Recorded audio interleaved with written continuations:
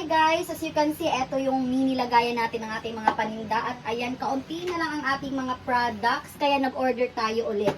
Yan, mga lip and cheek tint. Tapos ito, meron pa tayong dalawang old and isa doon sa live. Yung lotion natin, yung gluta natin, tsaka yung mga 50 ml na pinapabango. Ayan, wala na. Very mabenta talaga yung bleaching set natin. Ayan, napakaganda. Nakasealed na yan. Meron tayong mga sabon dito. Ito, bibilangin pa namin. Tapos na to, mga sabon din. And guys, as you can see, eto yung order going to Jensen and Pulumulok. Ayan, may distributor na tayo doon. Ang mga reseller, ayan, 100 pieces ng bleaching soap going to Jensen. Ayan, ito sa Jensen, ito sa Pulumulok. And pasok tayo dito sa live room.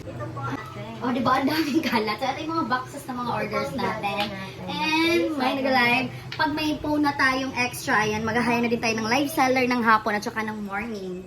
Check out na habang sa mga gustong magpahabol ng mga reseller, retail, distributor sa Going Jensen. Ano bang mga lugar papuntang Jensen? Santa Cruz, Padagda, Pulumulok. Malungon. Malungon.